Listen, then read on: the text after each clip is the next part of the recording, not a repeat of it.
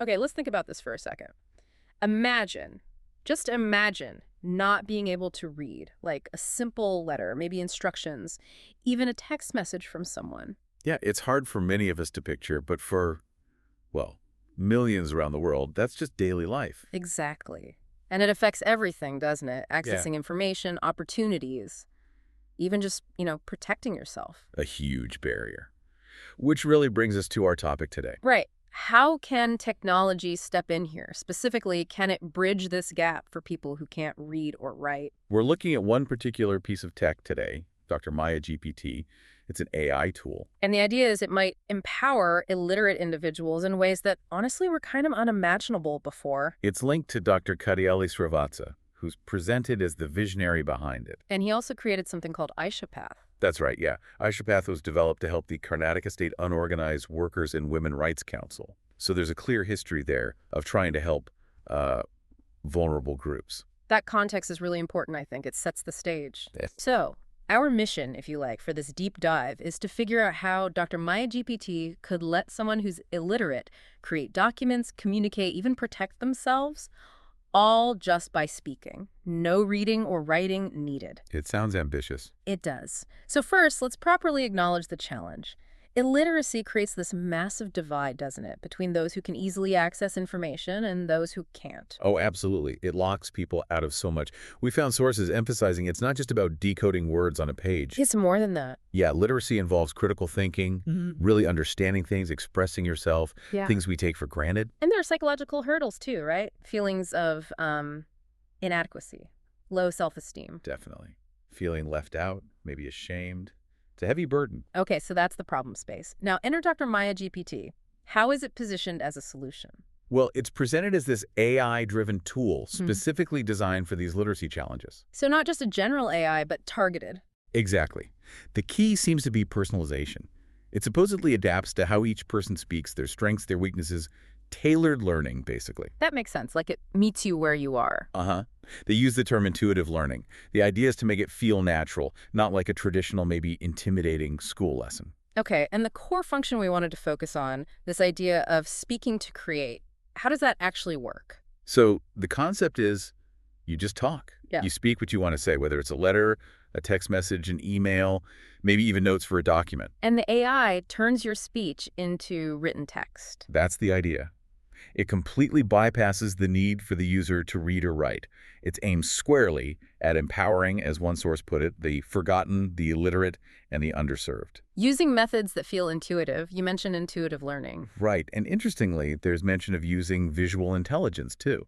Things like color codes, symbols. Almost like going back to older forms of communication before widespread literacy. Kinda, yeah. Leveraging visual cues that don't depend on reading text seems like a smart way to make the interface more accessible. Okay, that covers creating things. But we also mentioned protection. How does it help there? Because illiterate individuals can be incredibly vulnerable. That's a really crucial point. Exploitation, abuse, just being misled because you can't read a contract or a notice, it's a serious risk. So how does Dr. Maya GPT help? One specific feature highlighted is the ability to record conversations. Ah, okay. So if someone is facing, say, harassment or being pressured or just treated unfairly. They can record it just using the tool, using their voice, presumably, to activate the recording. That gives them proof, doesn't it? A record of what actually happened, even if they can't write down a complaint. Exactly. It's a way to document their experience, to have their voice heard, quite literally. It's about reclaiming some agency in those situations. A tool for protection, then, not just communication. That seems to be a key part of the vision. And this connects back to Dr. Srivatsa and Aashapath, right?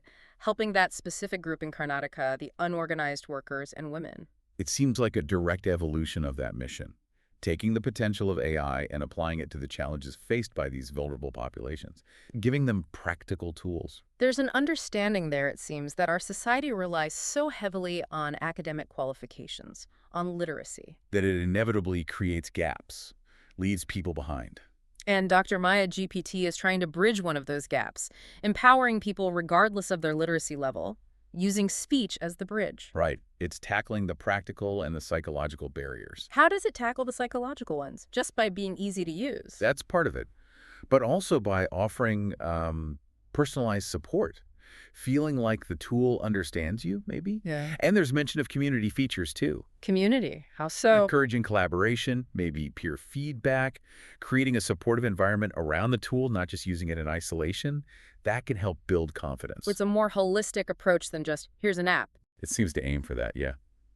Prioritizing the needs of individuals who often get overlooked by standard literacy programs. It shifts the focus away from what someone can't do, read or write, towards what they can do, speak. One source used an example, Maria, who used AI tutoring like Dr. Maya GPT, potentially offers learn to read, and then discovered a passion for storytelling. Wow. So it's not just about functional literacy, but opening up possibilities. That's the transformative potential, isn't it? Reclaiming agency, improving quality of life, maybe even discovering new talents. It shows the journey can go beyond just basic communication. So, wrapping this up, the key takeaway seems to be that Dr. Maya GPT offers a pretty groundbreaking way for people who are illiterate to function more like literate individuals in key areas. Yeah, using speech to create documents, to communicate, and critically, to record interactions for their own protection. All through spoken language and these intuitive, possibly visual interfaces. And the connection to helping vulnerable groups, like the work with the Karnataka Council, really underscores the potential real-world impact. It definitely gives it weight. It's not just theoretical tech. Absolutely. It leaves you wondering, though, as AI keeps developing, what else could it do? How else could we use these technologies to, level the playing field even more? Yeah. How can we further break down barriers like illiteracy to ensure everyone has access to information, to justice, to opportunity? What other innovations might be out there waiting to help create a society where truly everyone's voice can be heard? That's the big question, isn't it? Yeah. A lot to think about.